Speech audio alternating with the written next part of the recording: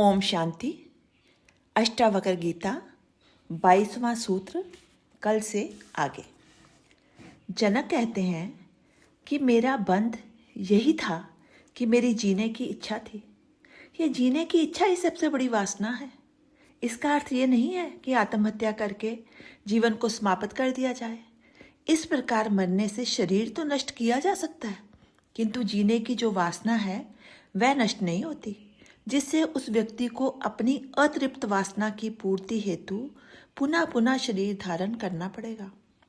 ये अतृप्त वासना ही बार बार शरीर धारण का कारण है। ये मनुष्य योनि कर्मयोगी भी है तथा भोग योगी भी है।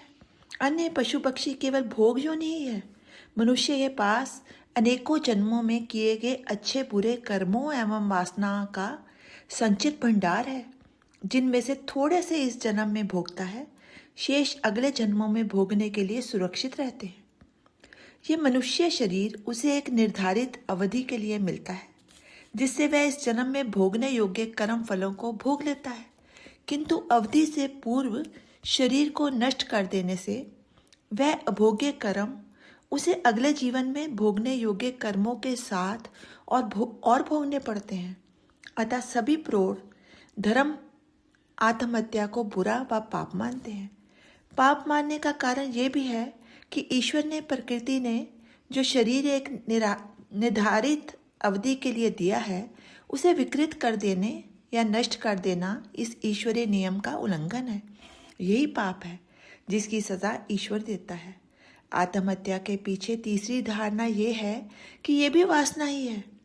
जिसकी वासनाएं सर्वाधिक होती हैं, जिन्हें वह संसार में पूरा नहीं कर पाते, वही आत्महत्या का सहारा लेते हैं। आत्महत्या वासना मुक्ति का उपाय कदापि नहीं हो सकती। बुद्ध आत्मज्ञानी होने के बाद भी 40 वर्ष जीवित रहे।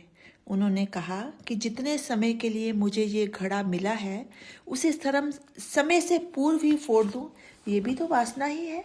इस शरीर से मेरा काम हो गया, इसलिए अब उसे नष्ट कर दूं, ये भी स्वार्थ है। ये स्वाभाविक रूप से जब भी फूट गया फूट जाए, फोड़ने की चाह ठीक नहीं है। जो भूखे रहकर जबरदस्ती शरीर छोड़ना चाहते हैं, वह भी पाप ही है, सृष्टि के नियमों के विपरीत है। ऐसा व्यक्ति जीने में भी शर्त रखता है कि ऐसा होने पर ही जीऊंगा, अन्यथा जीना व्यर्थ है। वह शर्त पूरी ना होने पर आत्महत्या कर लेता है। आत्महत्या करने वाला भोग की वासना से ग्रस्त है, इसलिए ये पाप है। ओम शांति। शेष कल।